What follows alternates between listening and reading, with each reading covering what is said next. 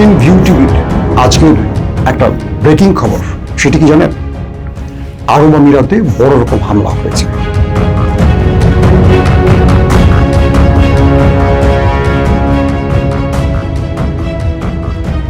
প্রশ্ন হলো, আরব আমিরাতের পারমাণবিক বিদ্যুৎ কেন্দ্রে হামলাটি করল কারা? এখন পর্যন্ত যে খবরটি আমরা পেয়েছি সেই খবরে বলা হচ্ছে আরব আমিরাতের এই হামলাটি ছিল একটি পশ্চিম পক্ষ থেকে, অর্থাৎ পশ্চিমের পাশ থেকে আসা দেশের হামলা। কিন্তু আরব আমিরাত তিনটি ড্রোনকে দুটি মোকাবেলা করলেও একটি মোকাবেলা করতে পারেনি। সেটি আরব আমিরাতের আল বারাকা পারমাণবিক বিদ্যুৎ কেন্দ্রে অ্যাটাক করে এবং সেখানে আগুন ধরে যায়। তবে বিভিন্ন তথ্যের আলোকে এখন পর্যন্ত জানা গেছে সেই পারমাণবিক বিদ্যুৎ কেন্দ্র থেকে কোনো প্রকার ইউরেনিয়াম বা তেজস্ক্রিয়তা ছড়িয়ে পড়েনি।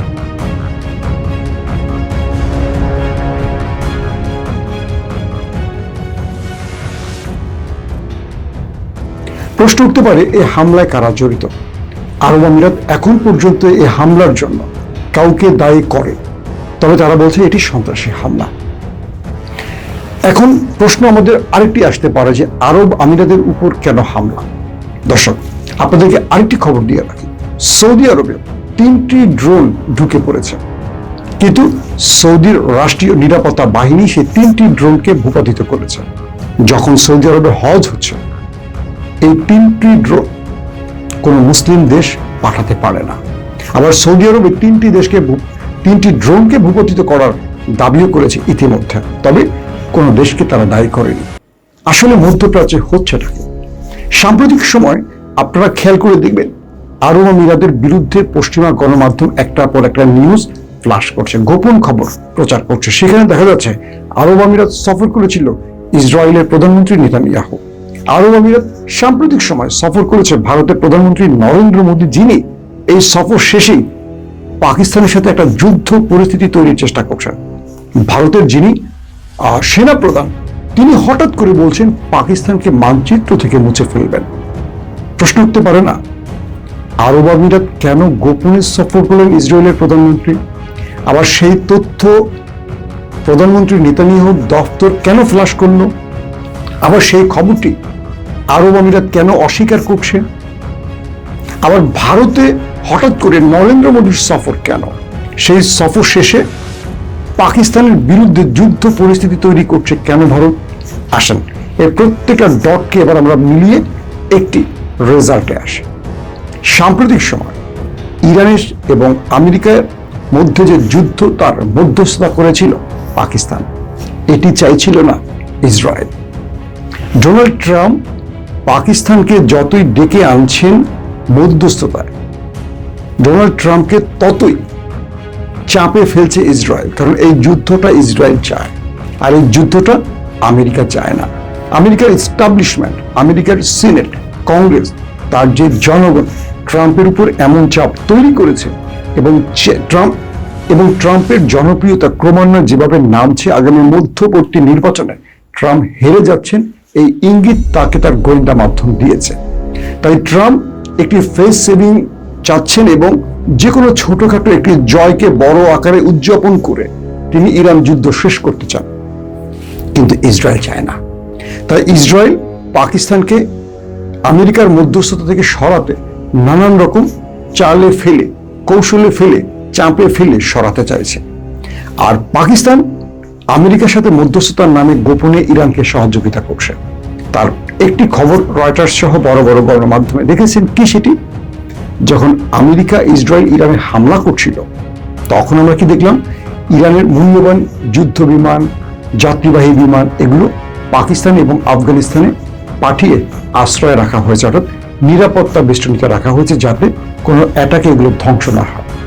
এই খবরটির পর লিন্ডসে গ্রাহাম, মার্কিন একজন রাজনীতিবিদ বা সরকারের ডোনাল্ড ট্রাম্পের ডান হাত যাকে বলা হয় এবং নেতানিয়াহুর এজেন্ট যাকে বলা হয়, তিনি পাকিস্তানের বিরুদ্ধে কঠিন হুঁশিয়ারি দিয়েছেন যে পাকিস্তান একসঙ্গে দুই নৌকায় পা দিয়েছে। পাকিস্তান একসঙ্গে দুই নৌকায় পা দিয়েছে বলেই তো এই যুদ্ধ বিরতিটা ঘটাতে পেরেছে। ইরানও তাকে বিশ্বাস করছে, আমেরিকাও তাকে বিশ্বাস করছে। আসেন এবার দ্বিতীয় ডটে আসে। আরব আমিরাত মুসলিম বিশ্বকে চাচ্ছে ইরানের বিরুদ্ধে যুদ্ধে নামাতে। আর আরব আমিরাতকে এই পুরো প্ল্যানটা, পরিকল্পনাটা সাজিয়ে দিয়েছে কে? ইসরায়েল।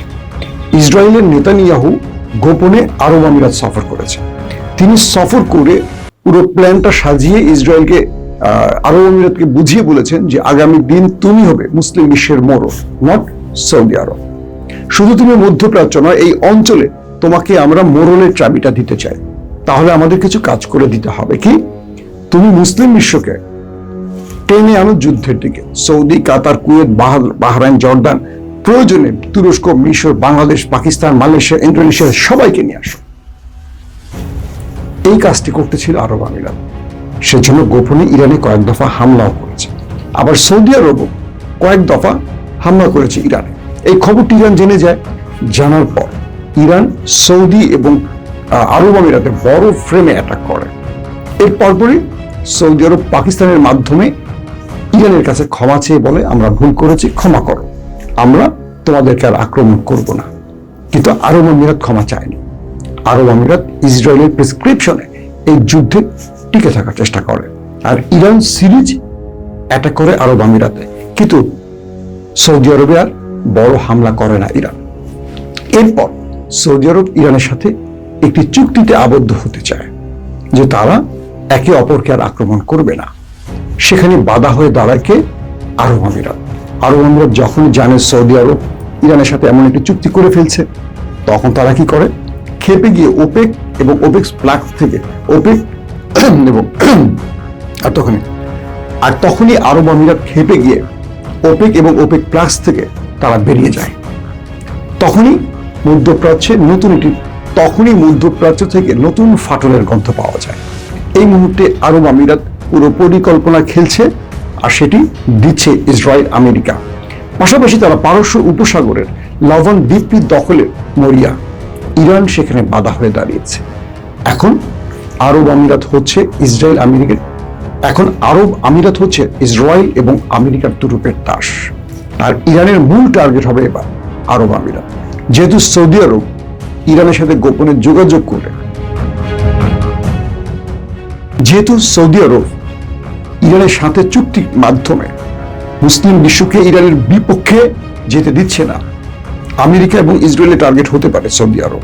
আবার যেহেতু ইসরায়েল আরব আমিরাতকে ব্যবহার করে ইরানের বিরুদ্ধে আরেকটি শক্তি তৈরি করতে চাইছে, তাই পশ্চিমা দুনিয়ার সকল সমর্থন আসতে পারে ইসরায়েলের উপর।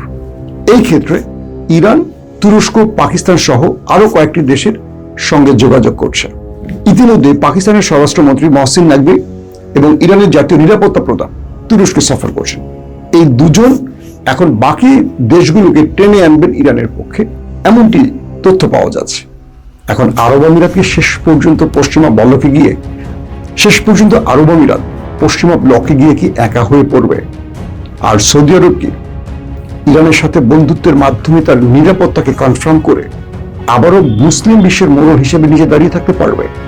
শেষ পর্যন্ত আসলে পরিস্থিতি কোন দিকে যাবে, যখন ট্রাম্প বলছেন যে কোনো সময় ইরানে আক্রমণ এবং তুফান আসছে।